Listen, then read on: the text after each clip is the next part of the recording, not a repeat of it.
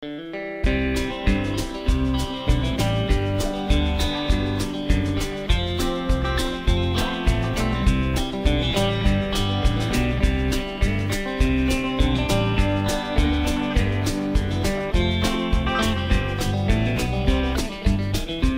been a long time looking for a peace of mind, trying to find it out here on my own.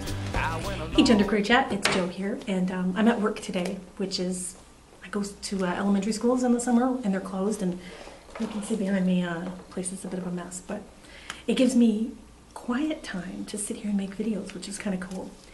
And today's topic is very shiny. I normally don't put my hair back like this, but I've got it in a little ponytail, which feels so good because it's really hot outside. Today's topic, I don't know, because it wasn't actually told. We normally get an email telling us a topic, but there was no email this week, so I'm just basing it on what the other people have done this week, and I guess it's story time, which is to just tell a story. And I don't know if it's supposed to be gender related or not, but I figured I would tell. I've got a lot of good stories. I'm full of stories, so I guess I will tell you my favorite one. Okay, so in 2008, and the end of 2007, one of my best friends died. And she was a real mentor to me on many levels. She was a child-free mentor. She didn't have children, and she had her tubes tied when she was 22 in 1972, the year I was born. So by the time I met her, she was 40. I was almost 20. I think I was 19, and she was 40 when I met her. And she was a real inspiration to me. Her name was Angela. And I tell stories about Angela quite a bit. She was a huge, huge influence on my life. She was one of my best friends up until the day she died. And she died in November 2007. She left me money in her will, which I have never before or since, and probably never will be a beneficiary ever again.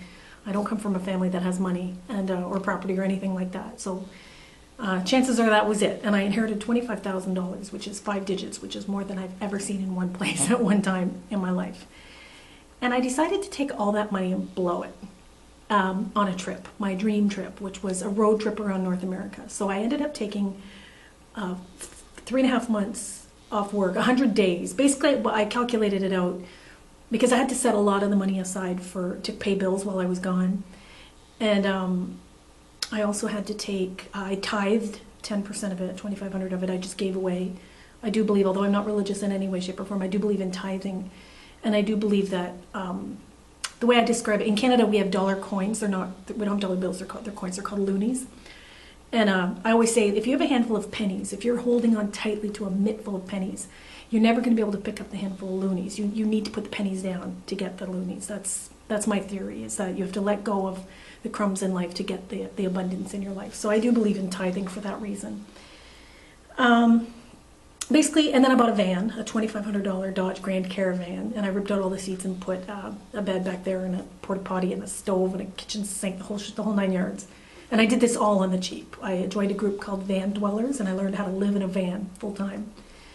So after I did all that, I took 100 days off work, and I calculated it out to be $100 a day for 100 days, which was $10,000.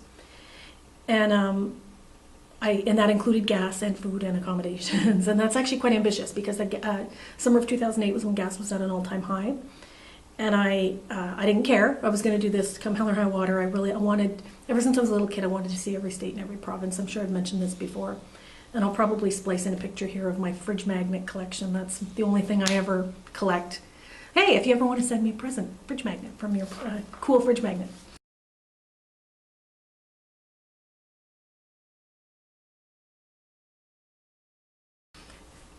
Hey, it was my birthday 2 days ago on August 1st, and today's August 3rd when I'm making this video. I'm a couple days early, just making it in advance, but today is actually my 11th quitversary. I quit smoking on August 3rd, 2000, and I was 28 years old when I quit, and I had started smoking when I was 14. So on my 28th birthday, I realized I had been smoking for half my life, and a couple of days later, I got my paycheck and I bought the patch and I quit. So it's been 11 years since I quit. And it said I would have spent $16,000 because I smoked a pack a day, and I would have smoked 100,000 cigarettes between then and now. So that's a side story. Anyway, I decided to go on this crazy ass road trip. Yeah, so I was saying, oh, if you want to buy me a present, oh yeah, fridge magnet because it's my birthday, blah, blah, blah, blah, blah. Okay, So I went on the road trip and I had the time of my life and I blogged it. I should probably put a link to my blog. I will. I'll put a link to my blog. I blogged it all on LiveJournal through at the time, and I actually had a lot of YouTube videos at the time.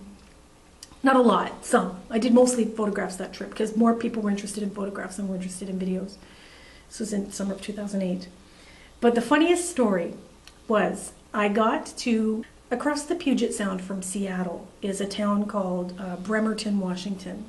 And I have a friend from Hoboken, New Jersey who used to run a little sub shop in Bremerton. And he told me, Zach and I we went to New Orleans a few times together to do Katrina cleanup, and Zach is a very dear friend of mine. And he introduced me to a musician, to a CD. He played a CD in the car one time of a friend of his named K.W. Miller and the Rocky Point All-Stars. And I fell in love with this band. And one of their songs is called AM Gold. And it's about driving a truck and listening to AM country radio and being, comforted on the road by country music. And as you know, I'm a huge country music fan, and I do drive truck. I have a truck driver's license in AZ. I don't do it professionally, but I'm licensed to do it. And at the time, Zach introduced me to this song. I was taking trucking lessons, and he said, "This is your song, this is your anthem." And I loved it. So flash forward, I'm on my road trip, and I'm in Vancouver, BC, at Paige's house, the woman whose wedding I was just at a few weeks ago. And it suddenly dawned on me that K.W. Miller was playing in Bremerton, Washington at a local pub. He played every Thursday night or something. And I should go. And it hit me. Actually, Jamie's ex-girlfriend told me I should go. And so I hit the road jack real quick, and I got to Bremerton in time for the concert. I went to this bar called Winterland, and I have a Winterland t-shirt. It's a funny story. Okay. So I get to the bar, and I'm by myself, and I don't really drink, and I don't typically go to bars. I'm not a night person, but I really wanted to see K.W. Miller. So I sit down at the bar, and this guy, the bartender, I'm telling the bartender my story about how I inherited money and how I'm traveling by myself and living in a van, and he just thinks I'm so cool, and he kept saying, "That's wild, you're so cool." And he gave me a Winterland t-shirt for the bar. So I was like, that's pretty cool. I got a t-shirt out of the deal, and I was showing them on the map where I'd been and where I was going. I'd already been to Alaska. I'd come back down south through BC. As the night wore on, a guy was sitting beside me, and he was quite drunk, and he said, "You're so cool, I think you're so cool." What? He said, "I have a proposition for you." And I told him I was living on $100 a day. And he pulled out a $100 bill and he handed it to me. And he goes, "I have a proposition for you." And I said, "Oh, no. I said, "I'm not for sale or whatever." And he goes, "No, he was upset that I was living in my van. And he told me that I should get a hotel room. And I thought he meant a hotel room with him. But he said, no. He goes, "I just want you to have one day on me." And he said, "Here's $100. I want you to have a good day on me. And all you have to do is send me a postcard." But he was really bummed. And then he staggered off. So an hour later, I'm at the bar, got a t-shirt in one hand, a $100 bill in the other, and another guy and his girlfriend came up to me. We were chatting, and I was telling them this crazy story about how I'm traveling alone in my friend's memory. And I said, this strangest thing just happened. This drunk guy came up to me and told me that I was really cool, and he wanted me to have a day on him, and he gave me $100. And the new fellow that I was talking to, he goes, "You are that cool." He goes, "This is the coolest thing I've ever heard." He goes, "Here," and he pulls out a wad of money and he hands me $100 and he says, "Have a day on me." And I got $200 in one hand, a t-shirt in the other. I was just laughing. KW shows up. He plays me AM Gold. I'm fawning all over KW. I'll splice a picture in here of me and KW Miller.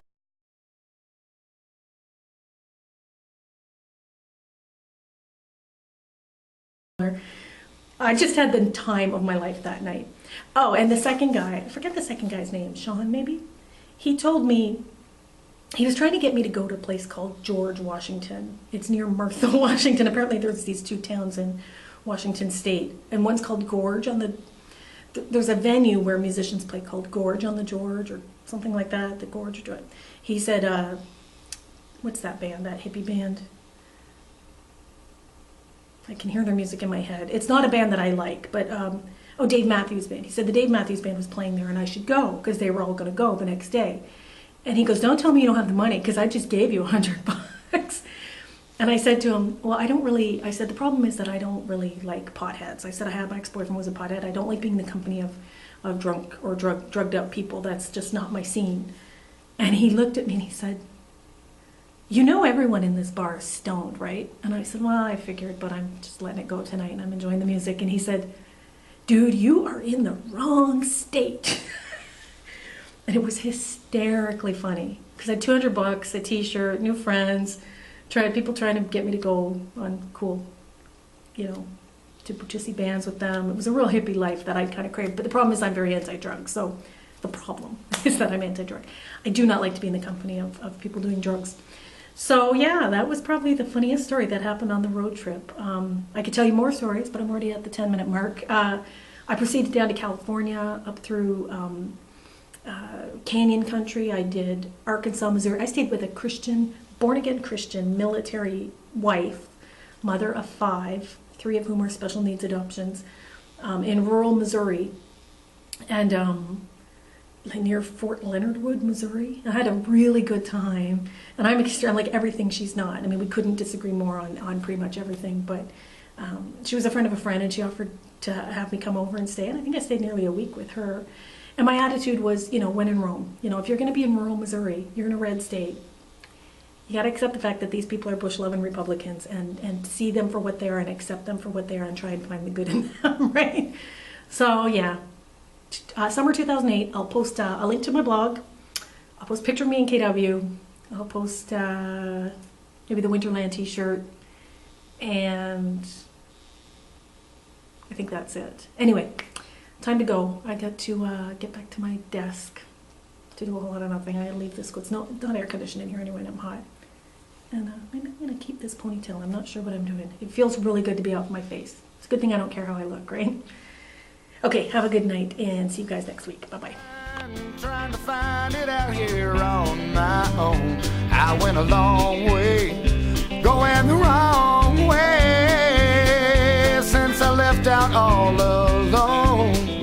It's been a long road, carrying a heavy load. The grass is always greener, or so I'm told. Now it's plain to see this old truck and me follow the sounds of AM go. How I thought that you could be the one that would keep me from coming undone. Now that I can see things for myself, with a couple 100 miles to go before I settle down. From this road till then it's me and the radio.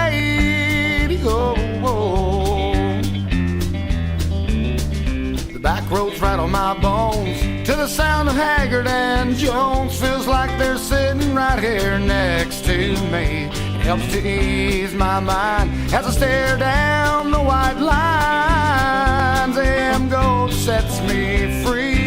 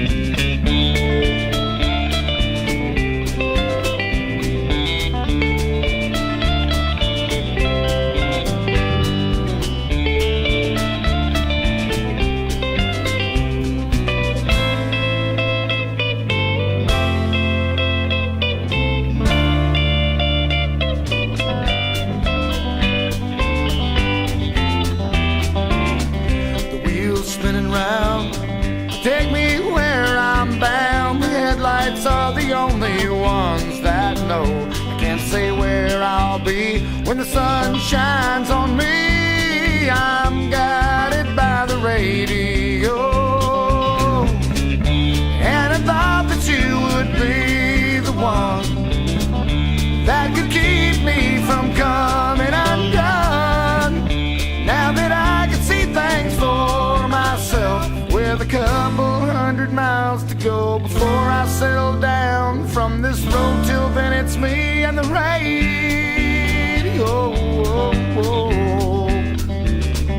It's been a long time looking for peace of mind, trying to make it out here on my own. I went a long way, going the wrong